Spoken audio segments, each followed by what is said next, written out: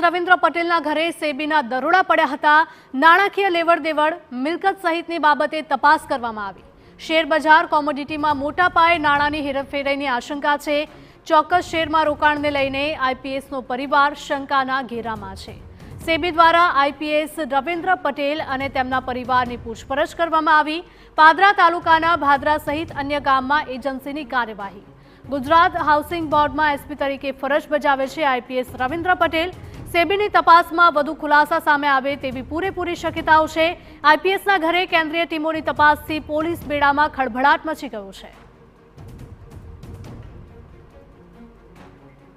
IPS Ravindra Patel સામે સેબીની કાર્યવાહીનો મામલો।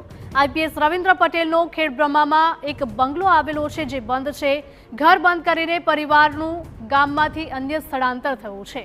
સેબી દ્વારા ખેડબ્રહ્માના 2 સ્થળે હાથ ધરાઈ હતી તપાસ। 3 ટીમોએ ખેડબ્રહ્મા પહોંચીને તપાસ હાથ ધરી હતી। અગાઉ સેબી દ્વારા અપાઈ હતી નોટિસ તેવું સૂત્રો પાસેથી જાણવા મળી રહ્યું છે। નોટિસ બાદ સેબીની ટીમ દ્વારા તપાસનો ધમધમાટ શરૂ કરાયો। અમદાવાદના ડબ્બા ટ્રેડિંગના મામલે અને તેની સાથે જોડાયા હોઈ શકે છે તાર।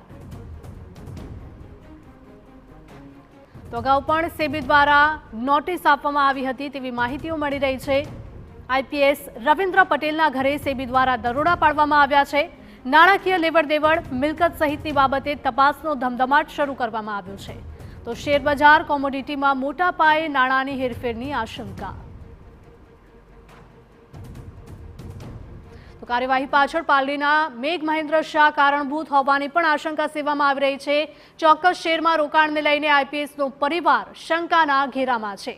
ચોક્કસ કંપનીના શેર પોર્ટફોલિયો પસંદ કરવાના કારણની તપાસ કરવામાં આવી। શેરબજાર કોમોડિટીમાં મોટા પાયે નાણાંની હેરફેરની આશંકા છે। ત્યારે ખેડબ્રહ્માના રોદરા ગામે આવેલ આઈપીએસ અધિકારીના ઘરે તપાસ કરવામાં આવી છે। રવિન્દ્ર પટેલના પિતા ડીએન પટેલની પણ પૂછપરછ કરવામાં આવી છે। આઈપીએસ રવિન્દ્ર પટેલના પિતા છે આઈજી કક્ષાના નિવૃત્ત આઈપીએસ અધિકારી। ખેડબ્રહ્માના ગલેડિયા ગામે રહેતા આઈપીએસના શાળાની પણ પૂછપરછ હાથ ધરાઈ। કાર્યવાહી પાછળ પાલડીના મેઘ મહેન્દ્ર શાહ કારણભૂત હોવાની આશંકા છે। તો સેબીની તપાસમાં વધુ ખુલાસાઓ સામે આવે તેવી શક્યતાઓ છે। આઈપીએસના ઘરે કેન્દ્રીય ટીમોની તપાસની પોલીસ બેડામાં પણ ખળભળાટ મચ્યો છે। આઈપીએસ રવિન્દ્ર પટેલ સામે સેબી દ્વારા આ કાર્યવાહી કરવામાં આવી છે। તપાસમાં વધારે ને વધારે ખુલાસાઓ થાય તેવી શક્યતાઓ જોવામાં આવી રહી છે। તો રવિન્દ્ર પટેલના પરિવારજનોની પણ પૂછપરછ કરવામાં આવી રહી છે। તેમના પિતાની પણ પૂછપરછ છે તે કરવામાં આવી। ખેડબ્રહ્માના ગલેડિયા ગામે રહેતા આઈપીએસના શાળાની પણ પૂછપરછ કરાઈ હતી। તો આઈપીએસ રવિન્દ્ર પટેલના ઘરે સેબી દ્વારા દરોડા પાડવામાં આવ્યા। નાણાકીય લેવડ દેવડ, મિલકત સહિતની બાબતે તપાસ।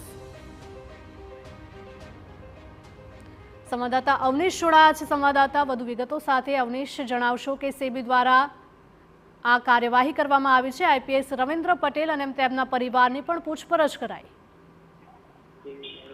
ચોક્કસ જે પ્રકારે તેમનો પરિવાર હતો તેમની આ પૂછપરછ જે છે તેમના રોદરા ગામે કરવામાં આવી હતી। આ ઉપરાંત ગલોડિયા ગામે તેમના જે શાળા હતા તેમની પણ પૂછપરછ કરવામાં આવી હતી। તેમના પરિવારજનોની પણ પૂછપરછ કરવામાં આવી હતી। જે પ્રકારે તેઓએ શેર બજારની અંદર રોકાણ કર્યું હતું, શેર બજારની અંદર તેમના પરિવાર દ્વારા એટલે કે પતિ પત્ની અને તેમના શાળા સહિતના આખા પરિવારનું જે રોકાણ હતું તે મોટા પ્રમાણમાં રોકાણ કેટલીક આશંકાઓ જન્મી હતી કે આ રોકાણ પાછળ કૌભાંડ હોઈ શકે છે અને કૌભાંડ હોઈ શકે છે તે આશંકાએ તેમને નોટિસ પણ આપવામાં આવી હતી। નોટિસ બાદ કોઈ જાણે કે કાર્યવાહી ન થઈ રહી હોય તે પ્રકારે આખરે સેબીએ સામેથી 3 જેટલી અલગ અલગ ટીમોની રચના કરી હતી। આ 3 ટીમો જે છે તે ગલોડિયા અને રોદરા બંને ગામે પહોંચી હતી અને ત્યારબાદ તે બંને પરિવારોની પૂછપરછ હાથ ધરવામાં આવી હતી। જે પ્રકારે રિટાયર્ડ આઈપીએસ અને હાલના વર્તમાન આઈપીએસ આ બંને અધિકારીઓની પણ જે પરિવાર છે તેમના પૂછપરછ કરવામાં આવી હતી। તેમના રોકાણ જે છે તે રોકાણને લઈને પણ વિગતો મેળવવામાં આવી હતી। બચાવમાં એવું પણ રજૂ કરવામાં આવ્યું હતું કે છેલ્લા કેટલાક સમયથી તેઓ શેરબજારની અંદર રોકાણ કરતા હતા અને આ રોકાણ કરતા હતા તે પ્રકારે જ આ શેરબજારમાં રોકાણ કર્યું હતું। પરંતુ સેબીની જે પ્રકારે આશંકાઓ છે તેની અંદર ચોક્કસ સ્ક્રિપ્ટ જે હતી તે સ્ક્રિપ્ટની અંદર જે પ્રકારે શેરના ભાવ વધઘટ થતી હતી તેને લઈને આશંકા હતી કે આ ડબ્બા ટ્રેડિંગ સાથે જોડાયેલા તાર હોઈ શકે છે અને જે પ્રકારે આ તેઓને માહિતી મળી છે કે આ ચોક્કસ શેરની અંદર આખા પરિવારે રોકાણ કરવું એટલે કોઈ ચોક્કસ વ્યક્તિ દ્વારા તેમને સલાહ આપવામાં આવી હતી અથવા તો રોકાણ કરવા માટે ચોક્કસ પ્રકારે એડવાઇસ આપવામાં આવી હતી। આ તમામ બાબતોની આશંકાઓને લઈને તેઓને સવાલ કરવામાં આવ્યા હતા કે આ સ્ક્રિપ્ટ જે છે તેઓના વિશેની વિગતો કોણે આપી હતી અને કેવી રીતે તમને આ સ્ક્રિપ્ટ વિશેની જાણકારી મળી હતી તે તમામ વિગતોની લાંબી પૂછપરછ કરવામાં આવી હતી. હવે જોવાનું એ રહે છે કે ડબ્બા ટ્રેડિંગ સાથેના આ તાર જોડાયેલા મળે છે કે કેમ, અથવા તો આ રોકાણની અંદર રોકાણ કરવા માટે કોણે સલાહ આપી હતી. તમામ વિગતો જો સામે આવે તો શક્ય છે કે મજબૂત ગાડીઓ આ અધિકારી અને નિવૃત્ત અધિકારી સામે પણ કસાઈ શકે છે. જી બિલકુલ, માહિતી બદલ આપનો આભાર.